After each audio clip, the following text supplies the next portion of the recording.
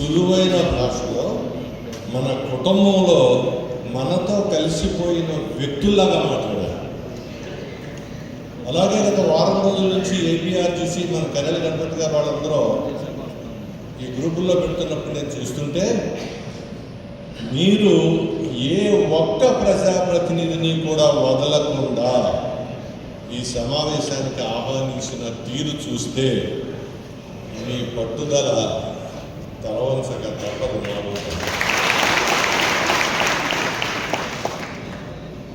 మీకు గుర్తింపు అయితే గోవిందరెడ్డి గారు చెప్పినట్టు, మన ప్రజాప్రతినిధులు మార్పడి చెప్పినట్టు, జనార్దన్ గారు మనకి చైర్మన్గా గౌరవాధ్యక్షులుగా ఉండి కంకణం కట్టుకున్నారు కాబట్టి గుర్తింపు వచ్చి తీరుతుంది.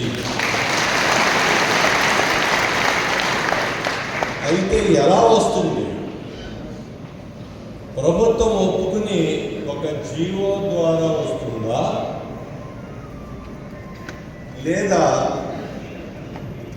ఏమన్నా చట్టానికి లోబడకుండా ఒక షార్ట్ కట్ అంటే దగ్గర త్రోవ మార్గంగా ఒక కరిక్యులంతో ఒక సర్టిఫికెట్ ఇచ్చి ప్రాక్టీస్ చేసుకోమని అనుమతిస్తుందా?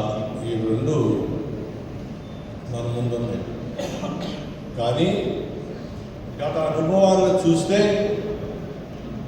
జీవో 429 వచ్చినప్పుడు అది రావడానికి కూడా రాజశేఖర రెడ్డి గారు కేవలం మీతో 5 నిమిషాలు మాత్రమే గడపగలను, నేను చాలా ఎలక్షన్ టైంలో బిజీగా ఉన్నాను అని హైదరాబాద్లో జింకానా క్లబ్ కంట లక్షల మంది ఆర్ఎంపీ డాక్టర్లు వారు పలికిన ప్రసంగానికి కేరింతలు కొడితే జంట నగరాలు మారుమోగిపోయి ఆయన 2 గంటలు మీతోనే గడిపి మీకు ఇచ్చిన మాట ప్రకారం జీవో 429 ఇచ్చారని నాకు 5-6 శతాబ్దాల నుంచి ఉద్యమంలో ముందుకు తెలుతున్నటువంటి మీ నాయకులు రాజా సిద్ధార్థ్ గారు, జిఎస్ ప్రసాద్ గారు, మన విబిటి రాజు గారు, తెలంగాణలో ముదిరాజు గారు, ఇంకా నేనేమైనా పేర్లు మర్చిపోతే క్షమించండి.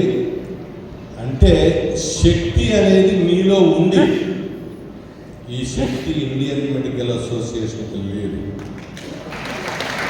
నేను ఎంబీబీఎస్ డాక్టర్ని ఐఎంఏలో ఒక స్థానిక బ్రాంచ్కి జనరల్ సెక్రటరీగా చేశాను.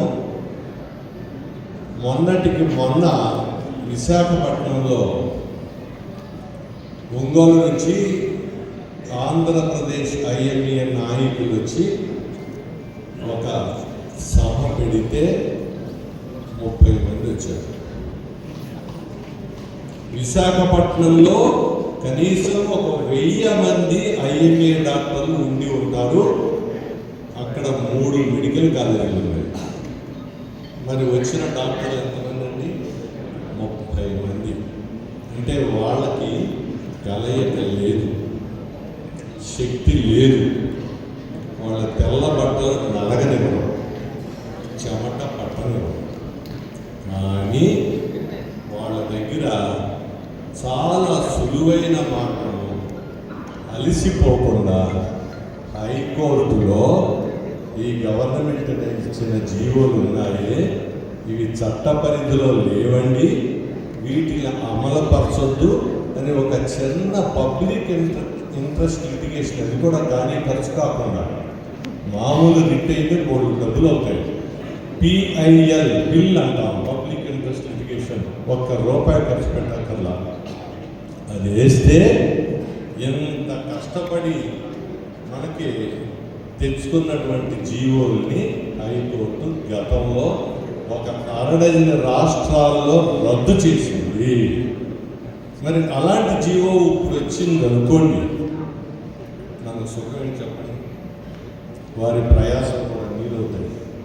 అందువల్ల మీ ఈ సభ గుండా నేను 2 చేతులెత్తి ప్రజాప్రతినిధుల్ని దండం పెట్టి చెప్పేది ఏంటంటే గత 2 సంవత్సరాల నుంచి రాష్ట్ర వ్యాప్తంగా మన గ్రామీణ వైద్యులు ఏ ప్రజాప్రతినిధి దగ్గరికి వెళితే వాళ్ళు చాలా ప్రేమగా ఎంతో మర్యాద ఇచ్చి మేమన్నాము మీకు తోడుగా ఉన్నారు. అవి వాస్తవం. నన్ను మభ్యపెట్టేదానికి మాత్రం వాళ్ళు మాట్లాడట్లా. ప్రభుత్వానికి కూడా మన మీద చాలా అత్యంత ప్రేమ ఉంది. అందువల్లే మన మీద దాడులు జరగటంలా. కాబట్టి నేను కోరేది ఏంటంటే మాకు జీవోలు వద్దు అయ్యా, ఎలాంటి దగ్గర త్రోవలు వద్దు. మీరు ఏకంగా అసెంబ్లీలో ప్రవేశపెట్టి గోవిందరెడ్డి గారు చెప్పినట్టు 65% గ్రామాల్లో ప్రభుత్వము గ్రామీణ ప్రజలకి వైద్యం అందించలేకపోతున్నది. అది ప్రభుత్వం యొక్క గురుతరమైన బాధ్యత ఏంటయ్యా అంటే ఆర్టికల్ రాజ్యాంగ పరంగా వచ్చినటువంటి ప్రాథమిక హక్కు 21వ అధికరణ ప్రకారము ప్రతి దేశంలో పుట్టిన వ్యక్తి తనకు కనుక ఆరోగ్యం బాగులేకపోతే అక్కడే వైద్యం చేసేటువంటి బాధ్యత ప్రభుత్వానికి ఉంది. కానీ దేశంలో 65% ప్రజలకి ఇది ప్రభుత్వం చెయ్యలేకపోతున్నాడు, చెయ్యలేదు కూడా ఇంకొక 40 ఏళ్ళ వరకు. మరి ఎవరు చేస్తున్నారా అంటే కేవలం గ్రామీణ వైద్యులు మాత్రమే చేస్తున్నారు. ఇక్కడ మనం